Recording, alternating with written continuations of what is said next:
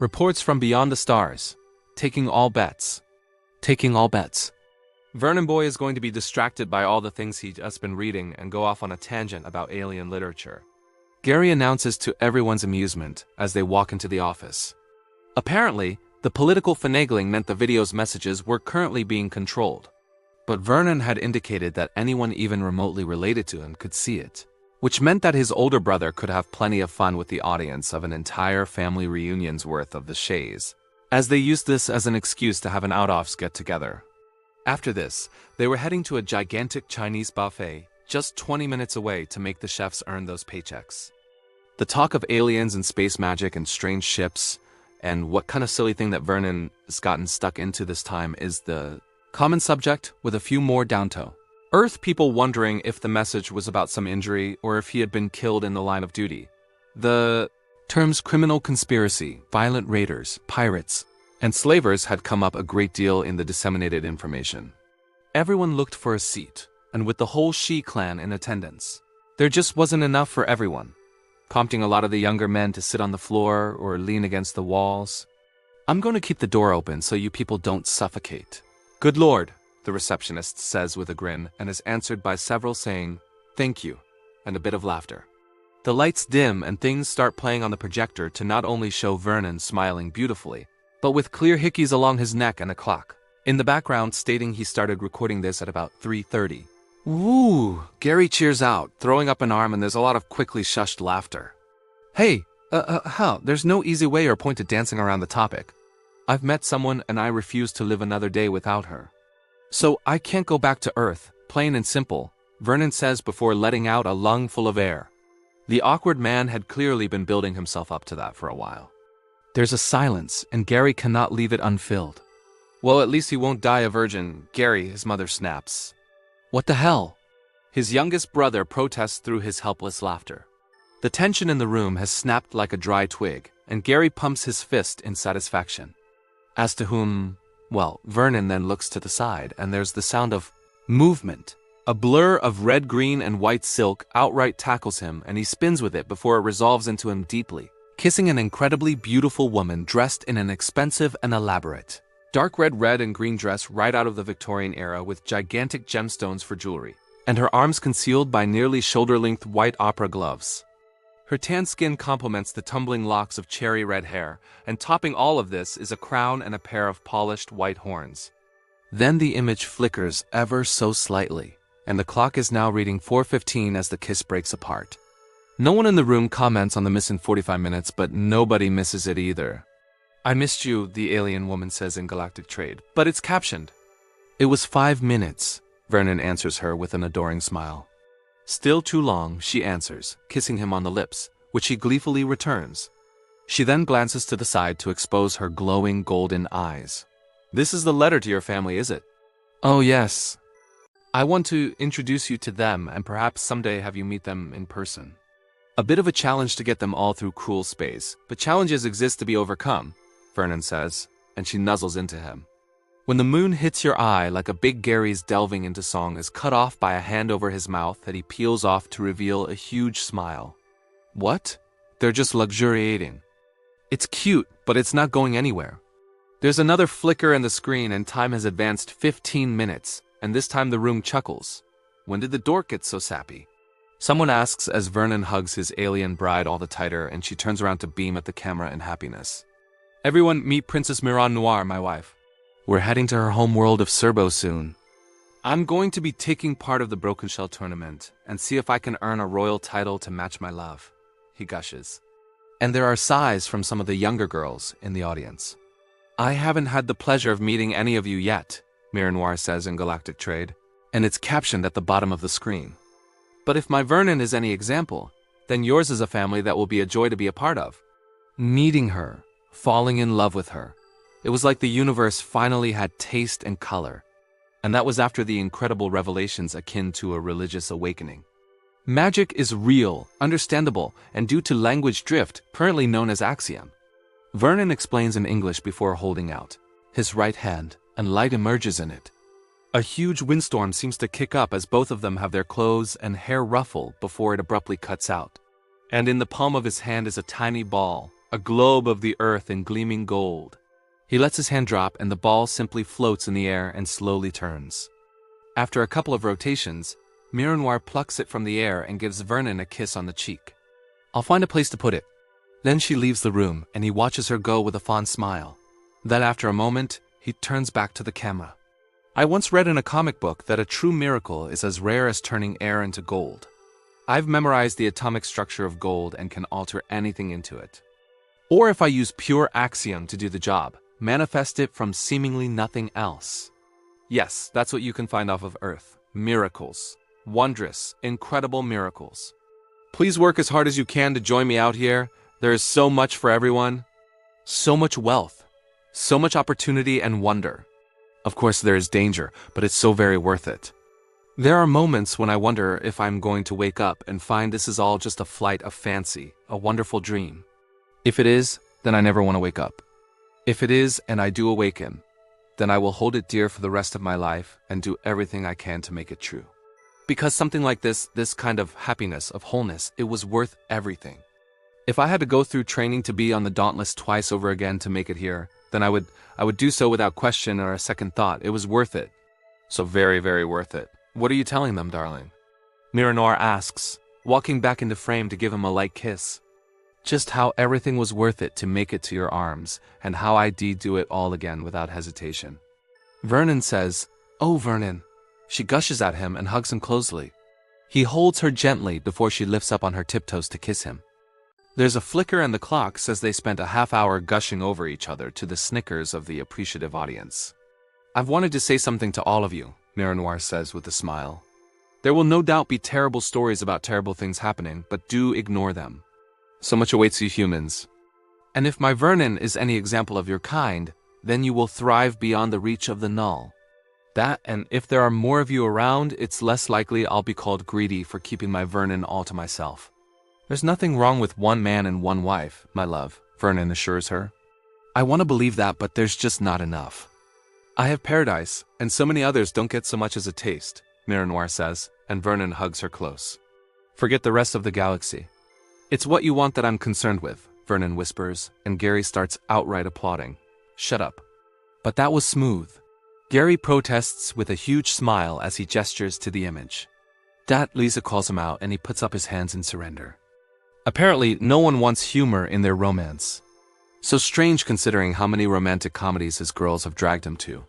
The scene flickers on them gazing into each other's eyes, and the clock behind them says it was 5 minutes long. So yes, I'm staying outside of cruel space to be with my wife, although I'd love you all to meet her. There's so much to see, to do. Life eternal and wealth unending are just the tip of the iceberg. He then nuzzles into his wife with a content sigh that she mirrors. There's love without limit as well. As soon as the path to the stars is well and truly open, take it. Please take it, join us out here. I'd love to have a formal wedding for my Mironoir and myself. I want to see my wife all in white silk and lace. Gary's younger brother outright slaps a hand over his mouth before he can whistle. Little traitor. He was just fine teasing Vernon when he'd been on Earth. But oh no, now that he was a galaxy away, it was suddenly in bad taste. Anyways, until then, it's going to be hard to stay in touch with the travel times through cruel space. Keeping in touch is a very distant thing. I'll try to send a video every few months, but it's likely going to be a once or twice a year thing. At least until some kind of null-resistant axiom pylon system or relay laser arrays are set up.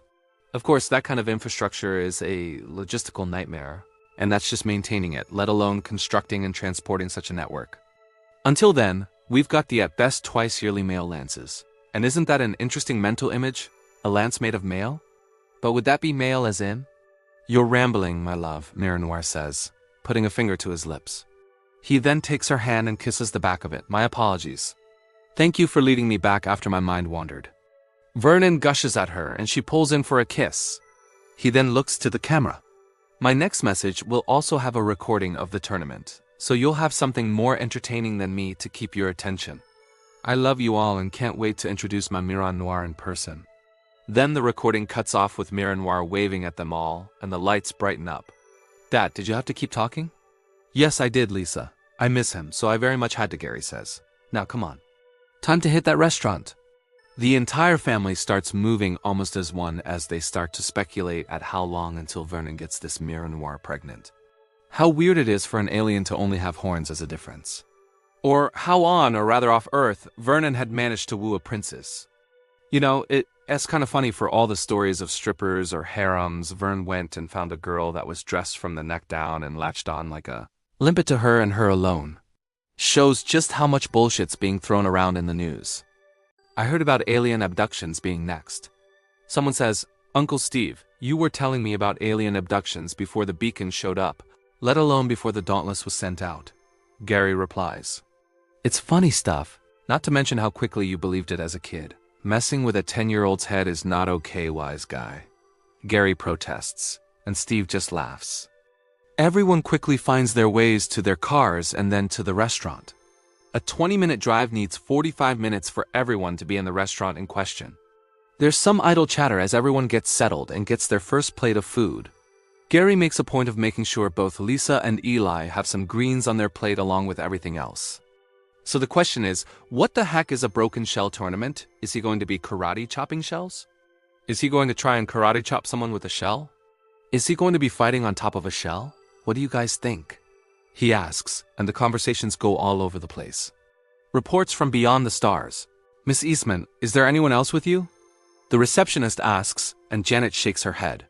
No, this is just a letter from my son to me, she says, and the receptionist nods with a huge smile.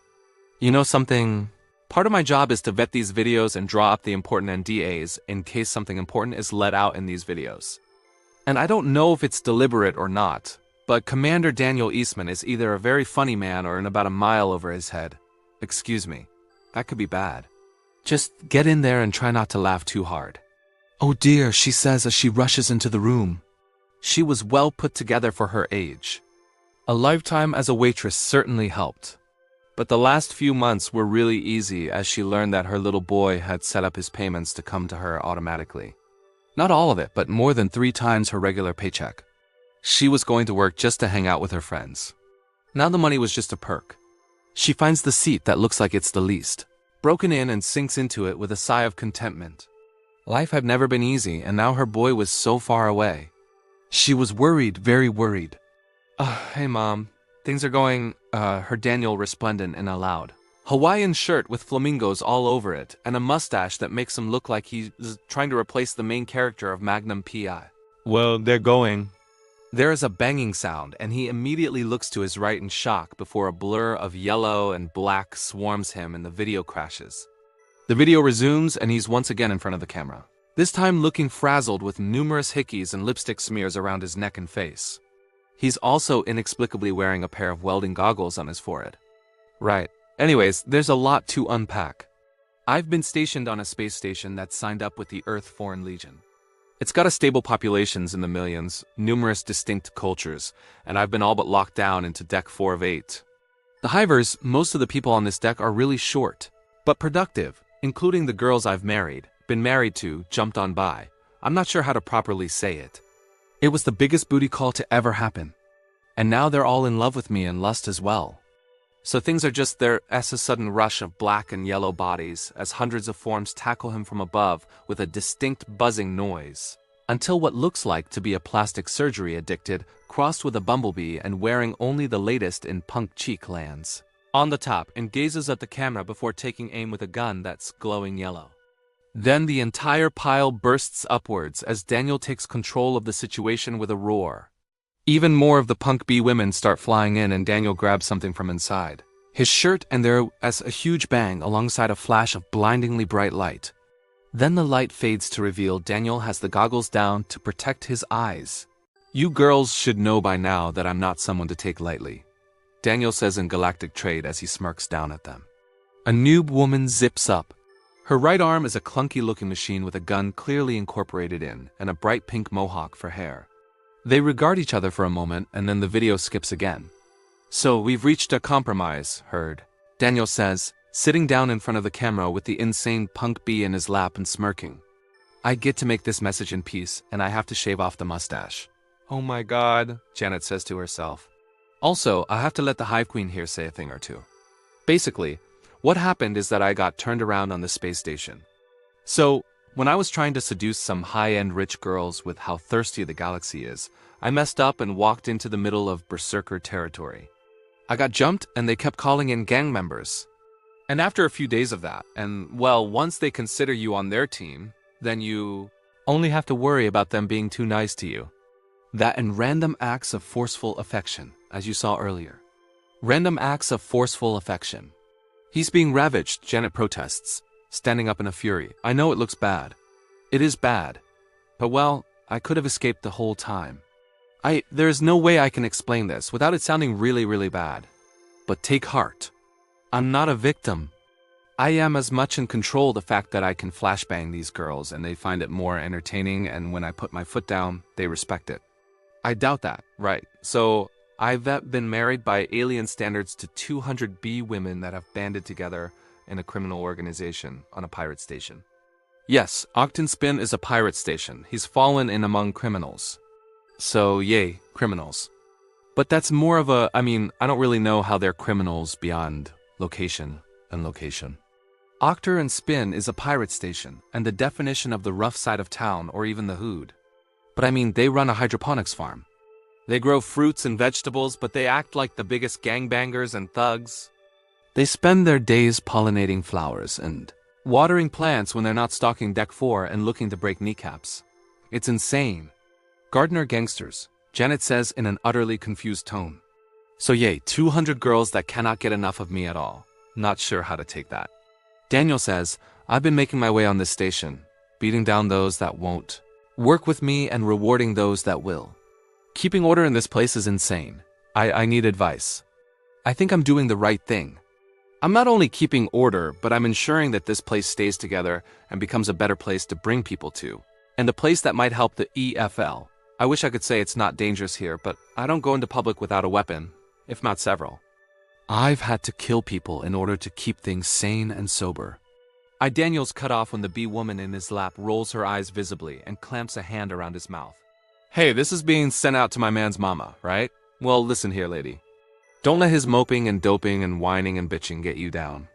Yeah, we do things different than you little humans. Yeah, we jumped your boy, and you better be grateful. There's worse out there than a Charbis hive, let me tell you. She blurts out, and it's captioned Isley.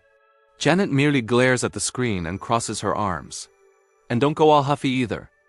Sure, the Gravids are more gentle, but if you don't want your boy suffocated in softness, then he can't do better than the berserkers. Daniel reaches out and pushes down the now hovering bee woman so he can look clear over her head. She then swats away his hand and starts styling up her mohawk once again. So yay. Not what I thought it would be. Not what anyone expected, but here it is. I don't know if this is the right path then. Daniel starts thinking out loud, and the bee woman rolls her eyes once more. Girls front and center. He's thinking too much again. She calls out to the side, and the tide of yellow and black kicks off again goggles. There's a bang and a blast of light, and when it clears, there's a horde of tiny bee midgets wandering around in a daze as Daniel sits up with his goggles on. Yeah, not really much to say beyond the fact I generally don't have much to really complain about. At least beyond navel gazing, and you can always find something to about if you look hard enough. I'm getting paid well beyond anything I ever expected. The very idea of not having a girlfriend is literally laughable. Daniel continues as the pink-haired mohawk-having girl recovers enough to climb onto his back to illustrate the point. I know you're whining again, so stop that. Stop it. I will hump the unhappiness out of you. She threatens, and he rolls his eyes.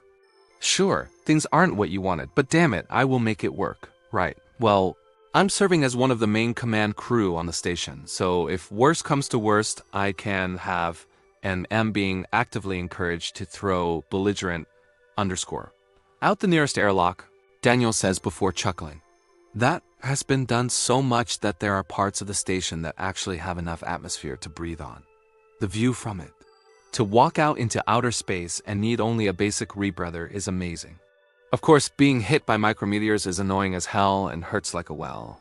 Needless to say, there's bad to go with the good and good to go with the bad. Sure, I didn't expect to be dogpiled by literally hundreds of bee women. But damn, if they cut and cook up a storm and are undedicated to making sure I have more than enough no matter what. Are you moping again? She asks. I'm thinking again, Zabresha, he answers, and she snorts. What did I tell you about thinking? She asks before outright Frenching him. Stop it, but Daniel protests, and she kisses him again, hovering just beyond him. Stop it, you stupid sexy monkey. She protests before flying into him and cuddling close. Why do you have to smell so good and kiss so well? Stupid worrying monkey man. Yeah, the aliens are crazy and effectively get addicted to humans. Something to do with pheromones. I don't get it. But when I tried to take advantage of it, I got turned around and ended up on the doorstep of these girls. They jumped me and there was almost a fight. I suppose if I didn't want it, I might have. It loved to. Zraza coos and tries to fly up at Daniel, and he puts his hand between her antenna and easily pushes her away as she giggles. So yeah, things sound bad, but I'm doing fine. It's very tough but very tight around here, and that I've got the command crew and my own private army of bee women to back me up. The bad news is that there are a lot of kids on the way. These girls don't believe in condoms or self-restraint. Oh dear God, Janet mutters. Look again. I know it looks and sounds bad, but I'm not like a sex slave or anything. They really care, and there may be danger, but I can handle it. This is going. Girls, he's moping again. Zraza calls out to the rest and immediately flies up to smother his head between her breasts. The swarm seems to come alive, and he's buried under a pile of the bee women. They're shifting and scuttling around before Zirza lets go and heads in front of the camera. Her head tilts to the side. I don't know what you do or how you do it in cruel space, but out here, a girl's gotta jump on a chance to get her man. And if not us, who are the type to grab on and hold on? We may like to play rough, but we play to keep. Other girls on this station, they're the have your fun and then do something awful types. So don't worry, we'll keep him safe without throwing him in a cage. Hard to get a better deal than that, eh? Oh dear God, Zabresha. Daniel protests as the pile shifts hard as he rises up with ease. Alright, off. They refuse to disperse, and there's a strange movement before another massive bang, and a huge flash of white light causes her to blink again. The light clears, and Daniel is standing tall over the dazed army of bee women with his welding goggles firmly affixed. There is no way in any way, shape or form I can make this look good.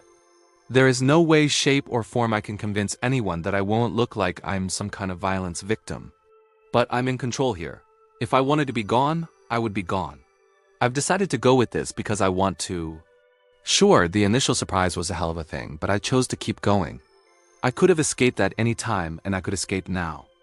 I choose not to, and that just makes me sound like this is Stockholm. Jesus Christ, I'm only digging this deeper. Daniel explains, lifting the goggles and looking conflicted. This is a situation that no human's ever been in before. You know what? Screw it. I'm doing fine. I'm not going to cover things up. There is no perspective from the outside looking in that doesn't make this look god-awful. But it's not, I swear to God, it's not. Yes, they took the choice out of my hands. Sort of, but they would gladly take a bullet for me. Each and every one of them values my life above their own. Stop moping, Zabraza shouts as she jumps on him and shuts his mouth with her breasts. Moping is horrible. The plants pick it up and the girls pick it up and everyone picks it up and then everyone's miserable. No moping. Daniel then peels her away from him with a steady grip and sighs before speaking in galactic trade. I'm trying to convince my mother that I'm not being abused. You jumping up to smother whatever I have to say isn't helping. And if I say that the heart of a Charbas hive is more valuable than literally everything else. If I tell her that if walking out an airlock means you live just one more minute, then I'll do it. The question isn't what you say or what. I say it's what she believe. You girls are way too eager for her to not think something horrible happened. Huh, so she do what then? Come charging in, slinging plasma and firing lasers. She is a little far away and the image crashes and now it's just an exhausted looking Daniel sitting in a chair and holding the welding goggles. He's fiddling with them and takes a deep breath before throwing them away and shrugging. He brings up his hands to try and explain, but apparently finds nothing to say before shrugging again and rubbing the back of his neck. His mustache is pointedly gone, freshly shaved compared to the rest of his stubble. I'm sorry, Mom. The freaking video you've seen up to now did actually happen. I'm not going to lie to you. I'm not going to try and underscore or anything else. The galaxy is a weird place. And as tough as my little slice of it is, it's also really tight. Really, really tight. There aren't the proper words in English to explain how son of a Daniel's heartfelt confessional is cut off when he's tackled by no less than 10 of the bee women, and several of them walk up to the camera. "Hey, you're Danny's mom. Good job. We've got him good and safe. We'll make him a daddy as many times as you can count." "For the love of God," Daniel shouts, standing up, and everything crashes again. I don't even have time to really get pissed off. They're too enthusiastic, too affectionate, and too much everything to do anything but go with the flow, Daniel says after the video comes back on. Right. So this took most of the day with all the interruptions. So I'm going to get something to eat. I swear to God I'm not being abused. I swear I'm doing fine. I just never expected to do anything like this ever. Love you, Mom. The video ends one final time and Janet is left staring as the lights ramp up to full. Freaking crazy, isn't it? He's being violated. He says, "It only looks bad." Don't you? Trust your son? I do, but he was clearly being abused.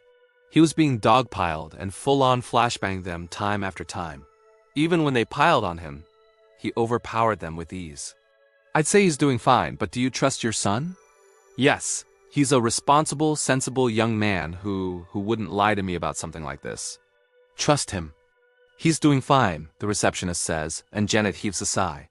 I need to go relax. Is there? It was somewhat horrifying, but can I have a copy of the recording? Actually, yes, this one was considered completely harmless. I don't know why, but there you go, the receptionist says before pulling out a DVD and a flash drive. That should set you up either way. Thank you. Are you sure he's a trained military soldier? He's openly admitted to killing people. If he wanted out of the situation, he would have gotten out of the situation. He's where he wants to be, I suppose. Best I can do is wait for another message the next time they come in, Janet says before sighing. I need a drink. Excuse me. Make sure you're home before you start, the receptionist says, and she scoffs. I'm not as stupid as I look, she says over her shoulder. Don't pitch them over the plate. The urge to swing is enormous.